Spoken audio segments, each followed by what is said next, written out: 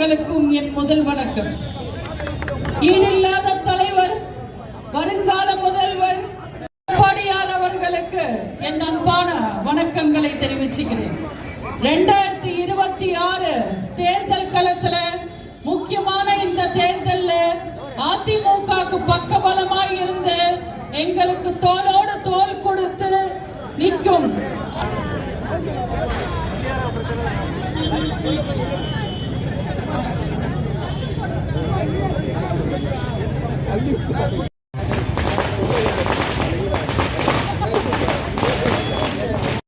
அவளுடன் வருகை தந்திருக்கும் தாய்மார்களுக்கும் பெரியோர்களுக்கும், உள்ளது உள்ளபடி நல்லபடி கூறும் ஊடக நண்பர்களுக்கும், மரியாதைக்குரிய காவல்துறை அதிகாரிகளுக்கும், புரட்சி தலைவரின் ரத்தத்தின் ரத்தமான புரட்சி தலைவியின் உயிரினும் மேலான கழக உடன்பிறப்புகள் அத்தனை பேருக்கும் என் அன்பான வணக்கங்களை தெரிவிச்சுக்கிறேன்.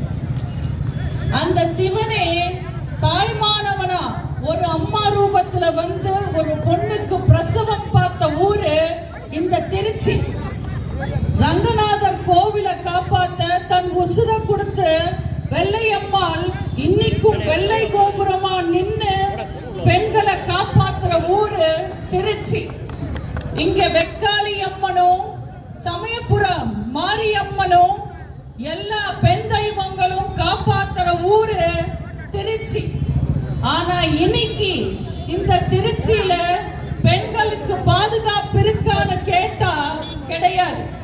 பெண்களோட உயிருக்கும் பாதுகாப்பு கிடையாது, பெண்களோட மானத்துக்கும் பாதுகாப்பு கிடையாது. உரிமை தொகை என்ற பெயர்ல பெண்களோட மானத்துக்கும் உயிருக்கும் திமுக அரசாங்கம் நிர்ணயிச்ச தொகை 1000 ரூபாய்.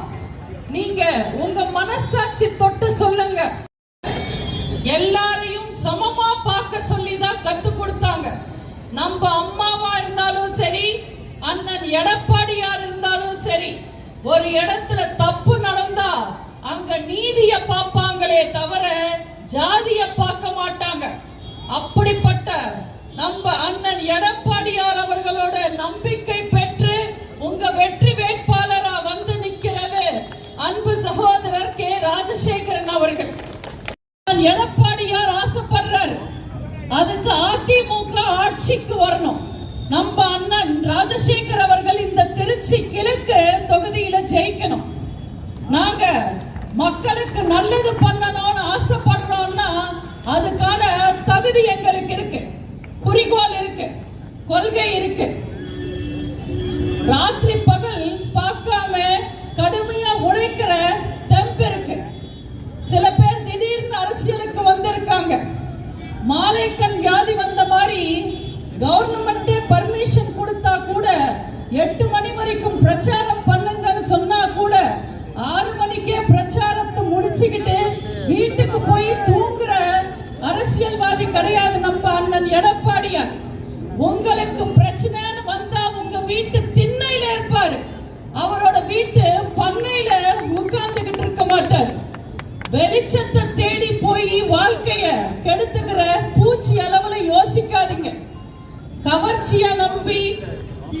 கவர்ச்சிய நம்பி வாங்குற ஜனநாயகத்தை விட சர்வாதிகாரம் மேலன்னு ஹிட்லர் சொல்லிருக்காரு. திடீர்னு அரசியலுக்கு வந்தவங்க நாங்க புரட்சி தலைவரை நீங்க ஒரு கிழவியோட பார்க்கலாம், சின்ன குழந்தைங்களை முத்தமிட்டு பார்க்கலாம். என்னைக்குமே புரட்சி தலைவரை பவுன்சர்ஸ் கூட நீங்க பார்க்க முடியாது. புரட்சி தலைவர் என்னைக்குமே மக்களை நம்பாம 2 தொகுதியில நிக்க மாட்டார். புரட்சி தலைவருக்கு ஈர்ப்பு சக்தி இருந்ததுன்னா அதுக்கு காரணம் மக்கள் நம்பினாங்க. மக்களுக்கு தெரியும் புரட்சி தலைவருக்கு சாப்பாடு இல்லாத காலத்துல கூட அடுத்தவருக்கு சோறு போட்டவர் புரட்சி தலைவர். பெண்களை மதிச்சவர் புரட்சி தலைவர். தாய தெய்வமா பார்த்தவர் புரட்சி தலைவர். ஏழைகளுக்கு பிரச்சனைன்னா தரையில இறங்கி போராடினவர் புரட்சி தலைவர். குரங்கு பட்டம் மாதிரி பறக்க முடியாது, குரங்கு எப்பவுமே குரங்குதான். அதனால கவர்ச்சியை நம்பாதீங்க, கடமைய நம்புங்க. கடமைய செய்யறவங்களை நம்புங்க. அண்ணன் எடப்பாடியார நம்புங்க. அண்ணன் எடப்பாடியார் தேர்ந்த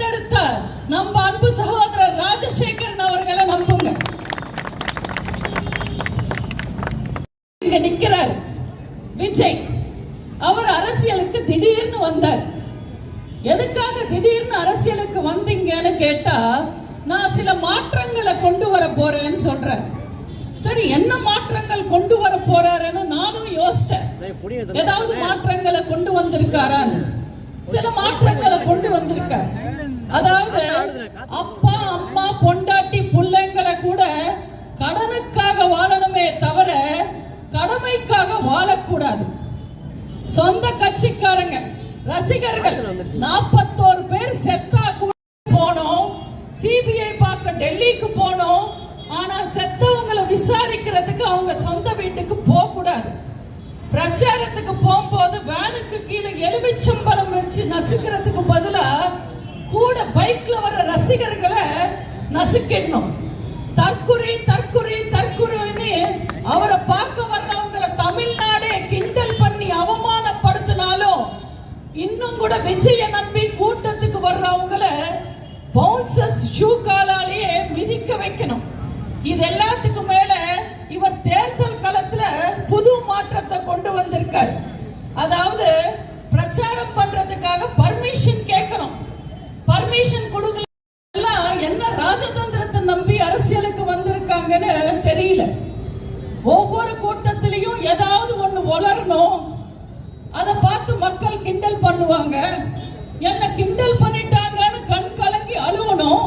அடுத்த கூட்டத்திலும் மறுபடியும் வளரணும். இதெல்லாம் தான் விஜய் தமிழ்நாட்டு அரசியல்ல கொண்டு வந்திருக்கிற மாற்றங்கள். 10 நாள் தொடர்ந்து பிரச்சாரம் பண்றதுக்கு உடம்புல தெம்பு இல்ல, திராணி இல்ல, துப்பு இல்ல. ஆனா இவர் சினிமால 50 பேர் அடிப்பாரு, 100 அடி பறப்பாரு, பாட்டு பாடுவாரு, டான்ஸ் பண்ணுவாரு, பஞ்ச் டைலாக் எல்லாம் பேசுவார். இவர் திடீர்னு அரசியலுக்கு வந்துடுவாரா? வந்த உடனே மக்கள் தலைவரா? அப்புறம் ஸ்ட்ரைட்டா சிஎம். பர்மா 10 மடை துபாய். அந்த அளவுக்கு ஈஸியா பேசுறாங்க. இவங்களுக்கு அரசியல் என்னன்னு தெரியுமா? அரசியல்ல வந்த உடனே நான் தான் ஹீரோன்றாங்க. ஹீரோன்னா யார் தெரியுமா? பொண்டாட்டி பிள்ளைங்களை விட்டுட்டு வெள்ளக்காரனை சுட்டு தானும் சுட்டுக்கிட்டு செத்தார நாட்டுக்காக வாஞ்சிநாதன், அவர் ஹீரோ.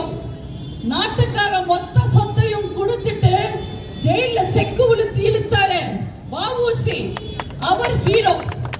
நாடு விட்டு நாடு வந்து இந்த நாட்டு மக்களுக்காக அணை கட்டினாரு பெனி குவிக், அவர் ஹீரோ.